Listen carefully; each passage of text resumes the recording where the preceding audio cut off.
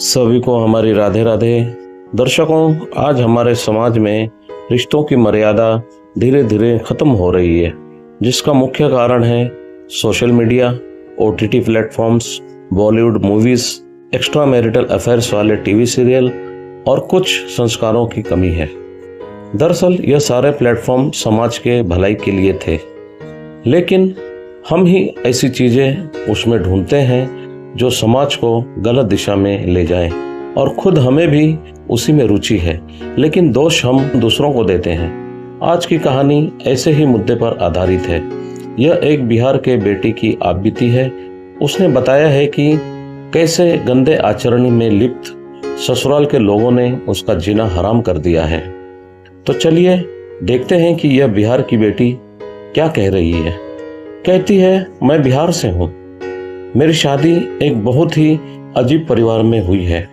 मेरे ससुर सरकारी हाई स्कूल के प्रिंसिपल पद से रिटायर्ड रहे हैं। उनको करीब 50,000 रुपए की पेंशन मिलती है और उनके पास जमीनें भी हैं। मेरी सास इस दुनिया में नहीं है। मेरा ससुराल संयुक्त परिवार है।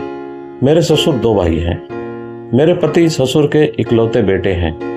ससुर का गलत संबंध अपने ही छोटे भाई की पत्नी यानी मेरी चचिया सास से है। एक बार मेरे पति ने ही अपने पिता को चाची के साथ रंगे हाथ पकड़ लिया था। मेरी चचिया सास का हुक्म ही घर में चलता है। ससुर के छोटे भाई कुछ नहीं करते और उनके पत्नी 3 बच्चों का सारा खर्च ससुर जी ही चलाते हैं। मेरे पति दब्बू किस्म के हैं और अपने पिता से बहुत डरते हैं। इसी डर के मारे वो कभी घर के मामले में कुछ नहीं बोलते। पति दिल्ली में प्राइवेट जॉब करते हैं और घर बहुत कम आते हैं। ससुर जी को उनकी सरकारी नौकरी अनुकंपा पर मिली थी।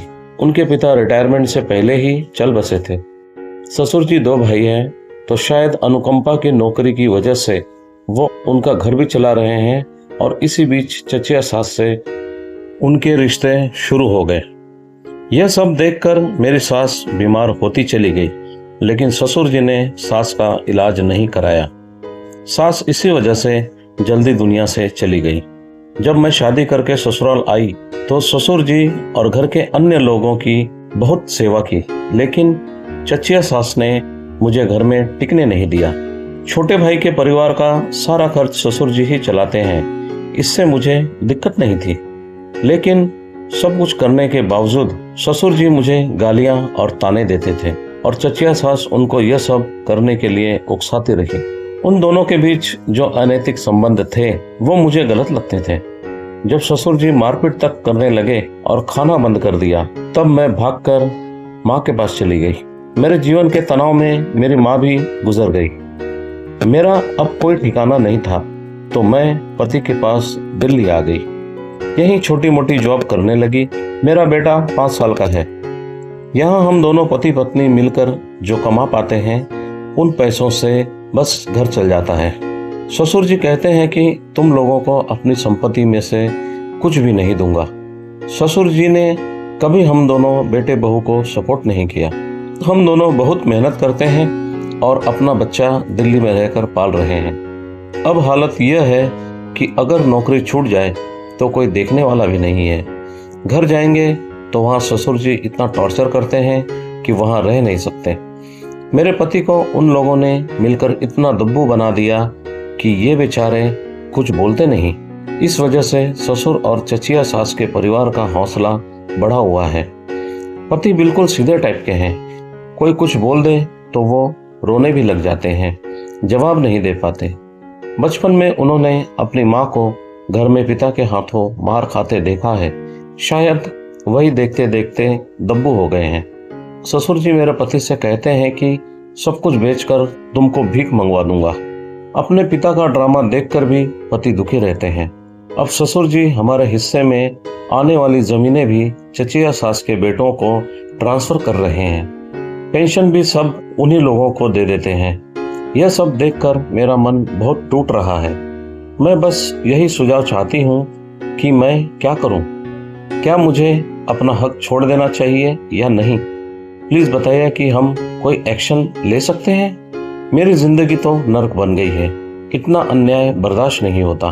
क्या कानून से कोई मदद मिल सकती है? हम दोनों को एक तरह से चचिया सास ने ससुर जी के साथ मिलकर निकाल दिया है और आने के रास्ते भी बंद कर दिए हैं। मेरी जिंदगी बर्बाद करने वालों को मैं आसानी से छोड़ना नहीं चाहती। क्या करना सही रहेगा, मेरा मार्गदर्शन करें। दर्शकों, आपने सुना इस बेटी का दर्द और इनके ससुर जैसे लोग समाज में बढ़ रहे हैं। इस पर हमें खुद ही लगाम लगानी होगी, नहीं तो केवल एक घर नहीं बल्कि आने वाली पीढ़ियां, हमारी सभ्यता और हमारी संस्कृति सब एक दिन खत्म हो जाएगी। यदि ऐसा ही चलता रहा तो वह दिन दूर नहीं जब गली के कुत्तों के झुंड में और हम में कोई अंतर नहीं रहेगा, कोई रिश्ता नहीं बचेगा। इसलिए सभी संकल्प करें कि अपने अपने स्तर पर सबसे पहले खुद को सुधारें, समाज अपने आप सुधर जाएगा।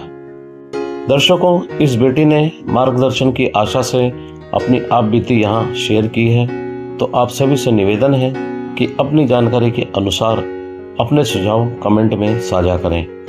हमें कानून की ज़्यादा जानकारी नहीं है, इसलिए हम इस विषय पर कोई सलाह नहीं दे सकते, लेकिन एक बात ज़रूर कहेंगे कि जितना समय कोर्ट कचहरी में आपका खराब होगा, उससे कम समय में आप खुद के लिए मेहनत करके अपने जीवन को सुखी बना सकती हैं।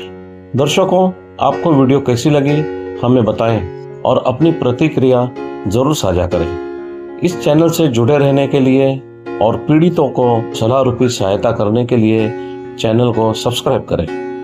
बेल आइकन भी प्रेस कर लें ताकि नई वीडियो की नोटिफिकेशन आपको मिलती रहे। दर्शकों, आज के लिए बस इतना ही। अब आपसे आज्ञा चाहते हैं, फिर मिलते हैं नई वीडियो में नई कहानी और नए मुद्दे के साथ। तब तक आप खुश रहें, स्वस्थ रहें और सुरक्षित रहें। अभी तक हमसे जुड़े रहने के लिए आप सभी का बहुत बहुत धन्यवाद। आपका दिन शुभ रहे। सभी को हमारी राधे राधे।